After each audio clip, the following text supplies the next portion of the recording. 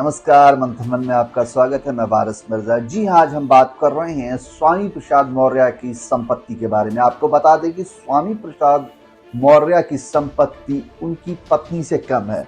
आपको बता दें कि स्वामी प्रसाद मौर्य के पास लगभग 4 करोड़ की संपत्ति है, तो वहीं उनकी पत्नी के पास 5 करोड़ की संपत्ति है। आपको बता दें, दोनों को हथियारों का बड़ा शौक है। स्वामी प्रसाद मौर्य के पास एक पिस्टल और एक राइफल है, तो वहीं उनकी पत्नी के पास भी एक पिस्टल और राइफल है। और क्या कुछ पूरे प्रदेश देश में उनकी संपत्ति है, आइए आपको बताते हैं। स्वामी प्रसाद मौर्य से अमीर हैं उनकी पत्नी। दोनों के पास रिवॉल्वर, राइफल जैसे 4 हथियार। आइए बताते हैं उनके प्रॉपर्टी की डिटेल्स। समाजवादी पार्टी के नेता स्वामी प्रसाद मौर्य एक बार फिर चर्चा में।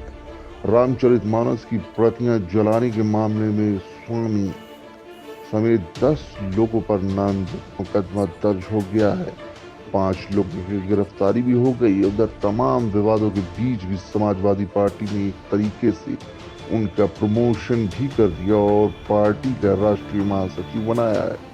स्वामी प्रसाद मौर्य मूल रूप से उत्तर प्रदेश के प्रतापगढ़ के चकवाड़ा गांव के रहने वाले हैं, जो कुंडा तहसील में आता है। इलाहाबाद यूनिवर्सिटी से लॉ और एमए की डिग्री हासिल करने वाले मौर्य ने साल 1980 में स्टूडेंट यूनियन की पॉलिटिक्स से राजनीति में कदम रखा था। जून 1981 से 99 तक युवा लोकदल की प्रदेश कार्य समिति में महामंत्री रहे। 80 के दशक में पहली बार डलमऊ विधानसभा सीट से चुनावी मैदान में उतरे, जो अब ऊंचाहार सीट के नाम से जाना जाता है। इस चुनाव में मौर्य को मुंह की खानी पड़ी।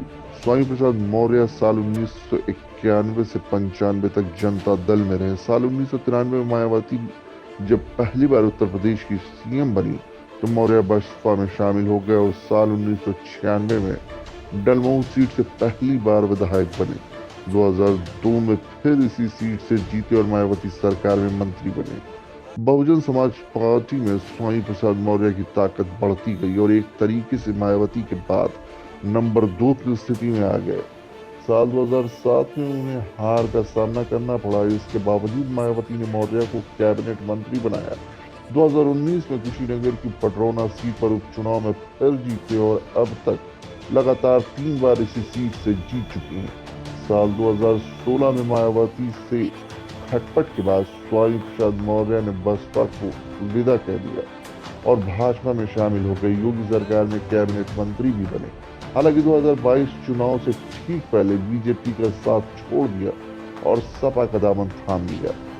स्वामी प्रसाद मौर्य 4 करोड़ रुपए से ज्यादा की प्रॉपर्टी के मालिक हैं। उन पर कोई कर्ज नहीं है। साल 2022 के चुनावी हलफनामे में दी गई जानकारी पर नजर डाले तो स्वामी प्रसाद मौर्य से ज्यादा संपत्ति उनकी पत्नी के पास है। मौर्य ने बताया था कि उनके पास कुल 4 करोड़ 21 लाख रुपए की चल संपत्ति है, तो पत्नी के पास 5 करोड़ 46 लाख रुपए की चल संपत्ति है। इस तरह मौर्य के पास कुल लगभग 15 करोड़ की अचल संपत्ति है। उनकी पत्नी के पास 16 लाख की अचल संपत्ति है। स्वामी प्रसाद मौर्य के पास खुद की अपनी कोई गाड़ी नहीं है, जबकि उनकी पत्नी के नाम पर एक फॉर्च्यूनर है। मौर्य की पत्नी के पास करीब 7.5 लाख के सोने के गहने, जबकि खुद मौर्य के पास करीब 3 लाख की ज्वेलरी है। स्वामी प्रसाद मौर्य और उनकी पत्नी दोनों हथियारों के शौकीन है।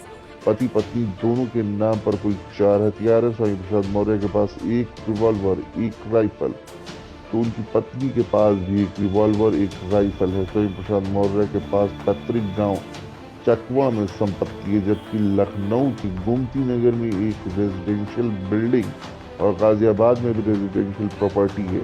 उनकी पत्नी के नाम पर महाराजगंज व ऊंचाहार में भी प्रॉपर्टीज है।